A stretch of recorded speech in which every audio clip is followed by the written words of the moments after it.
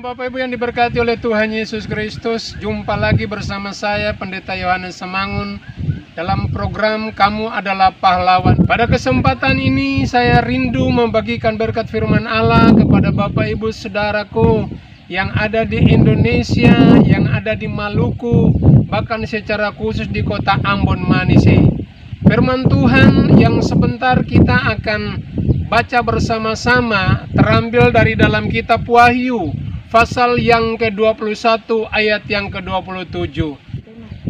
Dan tema firman Tuhan hari ini adalah 3 langkah menuju ke sorga. Mari kita membaca bersama-sama.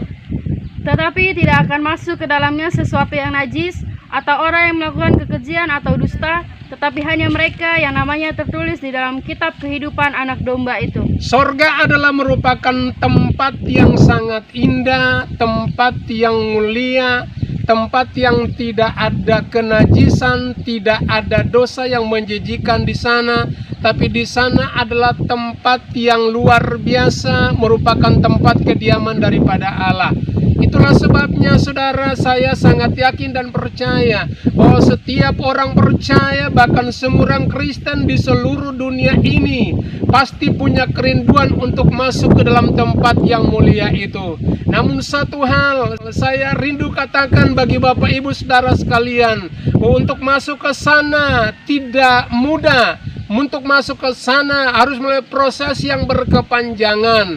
Oleh sebab itu, kesempatan ini saya akan memberikan tips bagi Bapak Ibu bagaimana caranya kita bisa menggapai atau kita bisa masuk ke dalam tempat yang mulia itu. Kita lihat Bapak Ibu saudara-saudaraku bahwa firman Tuhan berkata dalam kitab Yesaya pasal 59 ayat 2. Di sana dikatakan sesungguhnya tangan Tuhan tidak kurang panjang untuk menyelamatkan dan pendengarannya tidak kurang tajam untuk mendengar. Tapi yang menjadi pemisah antara kamu dengan Allahmu adalah semua kejahatanmu. Saya mau menguraikan tentang apa yang dimaksudkan dengan dosa kenajisan. Oleh sebab itu mari kita baca bersama-sama dalam kitab Ulangan pasal 17 ayat yang ke-1. Janganlah engkau mempersembahkan bagi Tuhan Allahmu lembu atau domba yang ada cacatnya atau sesuatu yang buruk, sebab yang demikian adalah kekejian bagi Tuhan Allahmu. Janganlah mempersembahkan korban yang cacat kepada Tuhan. Itu berarti bahwa bicara tentang persembahan kita. Persembahan pertama adalah persembahan tubuh kita. Persembahan kedua persembahan yang bersifat materi, keuangan atau apapun bentuknya yang kita persembahkan kepada Tuhan. Itu harus benar-benar murni, harus benar-benar yang terbaik. Kemudian yang kedua adalah jangan mempersembahkan sesuatu yang buruk. Sesuatu yang buruk ini saudara, ini mengarah kepada pelayanan kita kepada Tuhan. Semua jenis pelayanan yang kita kerjakan jangan dalam bentuk asal-asalan, tapi semua pelayanan kita kerjakan itu harus benar-benar tulus, harus benar-benar murni, bersumber dari hati kecil kita kepada Tuhan. Karena itu dikatakan dalam kitab Roma pasal 12 ayat yang pertama, bahwa barang siapa yang mempersembahkan tubuhnya dengan tulus ikhlas di hadapan Allah, maka persembahannya itu akan diterima bahkan berkenan di hati daripada Bapa di sorga.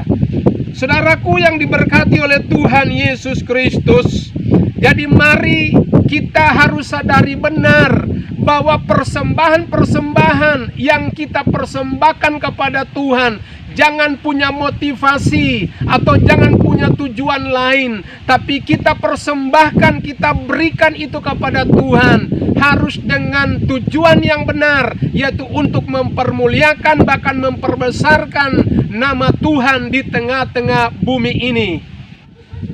Lalu kemudian Bapak Ibu Saudaraku yang terkasih, satu ketika Yesus menjelaskan tentang dosa kenajisan, dan di saat yang sama murid-murid tidak memahami tentang apa yang merupakan tujuan daripada Tuhan Yesus Kristus.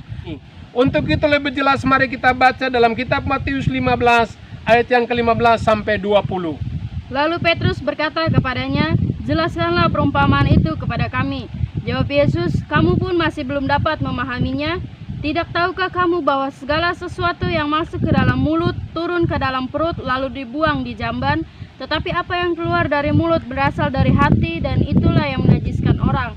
Karena dari hati timbul segala pikiran jahat, pembunuhan, perzinahan, percabulan, pencurian, sumpah palsu, dan hujat.